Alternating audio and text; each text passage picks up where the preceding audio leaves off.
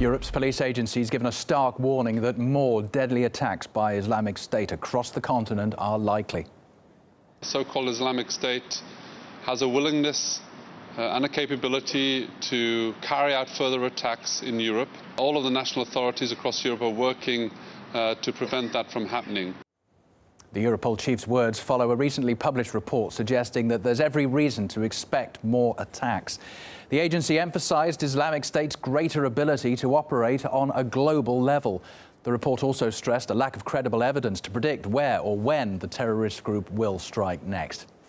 But on Sunday, ISIL released a video celebrating the militants responsible for the Paris attacks back in November and the potential targets. The jihadists threaten more acts of terror, showing images of London and British Prime Minister David Cameron, among other top politicians, with gun sights on their faces. Here's what people in the British capital told us about the threats. It does worry me. I try not to use the tube, I try not to use the bus, I try to stay off the main roads, but I have to go to work every day. I think you just have to be cautious, and no, I mean, it doesn't stop me from doing things.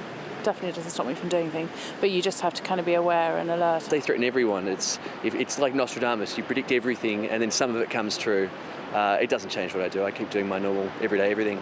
There have been a number of warnings and road closures since the first Paris attack, and it's been quite scary, but yeah, I'm always a bit worried what's going to happen. France was also mentioned as a target in Islamic State's video. President Hollande had said on Monday that he'll prolong the state of emergency and also reiterated that France will not give any ground to terrorists. Nada Hashimi, who's an associate professor of Middle East studies, believes there's every reason to take ISIL's claims seriously.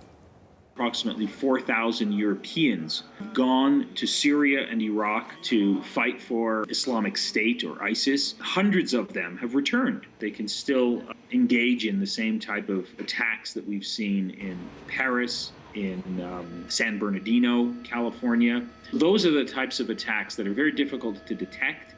It's very difficult to find out who's undergone a process of self-radicalization. And unfortunately, there's no way of 100% guaranteeing the prevention of these types of attacks. So I think we are in for a very difficult period lying before us with respect to these types of terrorist activities.